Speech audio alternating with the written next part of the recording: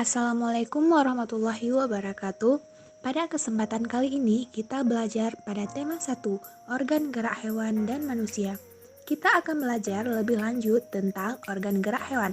Salah satu ciri dari makhluk hidup adalah bergerak. Lalu, tahukah kalian apa itu bergerak? Bergerak dapat diartikan berpindah tempat atau perubahan posisi sebagian atau seluruh bagian tubuh. Makhluk hidup akan bergerak apabila ada rangsangan yang mengenai sebagian atau seluruh bagian tubuhnya. Teman-teman, coba amatilah gerakan pada manusia dan hewan tersebut. Manusia dan singa tersebut sama-sama melakukan gerak berjalan. Manusia dan hewan menggunakan organ gerak untuk berjalan, berlari, melompat, memanjat, berenang, dan lain sebagainya. Dari tayangan tersebut, kita dapat mengetahui bahwa organ gerak hewan dan manusia memiliki kesamaan. Organ gerak manusia dan hewan terdiri dari dua macam, yaitu alat gerak pasif berupa tulang dan alat gerak aktif berupa otot. Tahukah kalian mengapa tulang disebut alat gerak pasif? Tulang disebut alat gerak pasif karena tulang tidak dapat bergerak dengan sendirinya, sedangkan otot disebut alat gerak aktif karena ototlah yang menggerakkan tulang-tulang tersebut.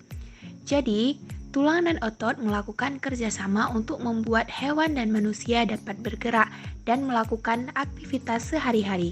Kerjasama antara otot dan tulang membentuk suatu sistem yang disebut sistem gerak. Bagaimana teman-teman? Apakah sampai di sini kalian bisa memahami? Ayo kita lanjutkan belajar lebih lanjut lagi.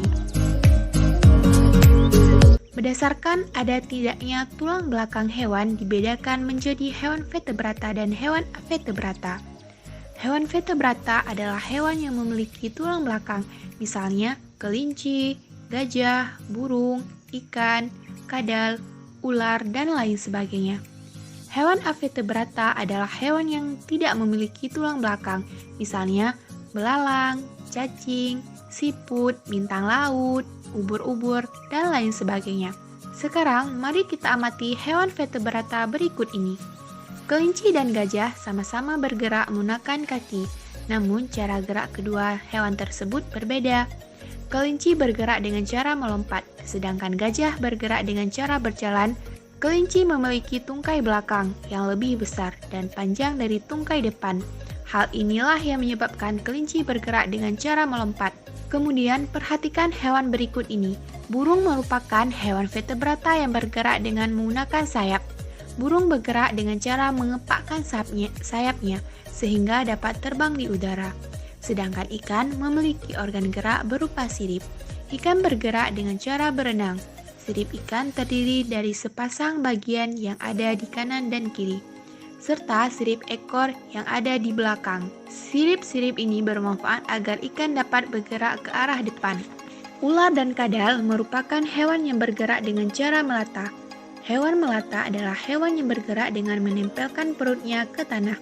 Sekarang, mari kita pelajari alat gerak dan cara gerak hewan avertebrata. Belalang memiliki alat gerak berupa sayap dan 3 pasang kaki yang beruas. Karena memiliki alat gerak tersebut, belalang bergerak dengan cara terbang dan melompat. Kupu-kupu bergerak dengan cara terbang menggunakan sayapnya. Selain kupu-kupu, hewan avertebrata yang bergerak dengan sayapnya antara lain lalat, nyamuk, dan lebah. Cacing tanah tidak memiliki alat gerak seperti kaki dan tangan, namun cacing tanah memiliki otot pada tubuhnya. Cacing tanah memiliki 2 macam otot, yaitu otot memanjang dan otot melingkar. Gerakan kedua otot itulah yang membuat pergerakan cacing tanah bahkan hingga dapat menembus tanah. Siput dan bekicot merupakan hewan avertebrata yang bergerak dengan menggunakan otot yang biasa disebut dengan kaki perut. Bintang laut bergerak di dasar laut dengan cara merayap menggunakan kaki-kaki tabungnya. Ubur-ubur dan cumi-cumi bergerak menggunakan tentakel. Tentakel adalah organ tubuh yang dapat memanjang dan bersifat fleksibel. Demikian teman-teman penjelasan tentang organ gerak hewan. Selanjutnya kita akan membahas tentang organ gerak manusia. Kita akan membahas alat gerak manusia. Apa saja alat gerak manusia? Yang pertama adalah tulang. Yang kedua adalah otot. Otot disebut sebagai alat gerak aktif, sedangkan tulang disebut alat gerak pasif. Fungsi dari rangka yang pertama sebagai pemberi bentuk dan penegak tubuh. Fungsi yang kedua adalah tempat melekatnya otot. Fungsi selanjutnya Rangka berfungsi sebagai pelindung organ dalam tubuh. Selain itu, rangka juga merupakan tempat menghasilkan sel darah merah. Fungsi yang lain yaitu tempat pembentuk sel kuning, menyimpan mineral, serta menghasilkan sel imunitas. Mari belajar bagian rangka manusia. Rangka manusia dibagi menjadi 3. Yang pertama, rangka kepala atau disebut juga rangka tengkorak.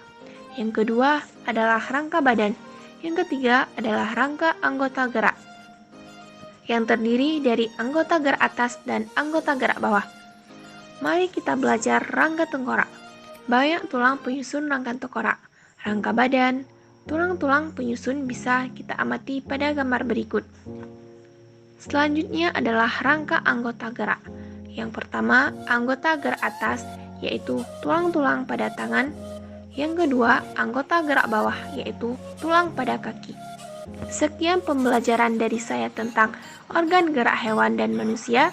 Semoga bermanfaat. Wassalamualaikum warahmatullahi wabarakatuh.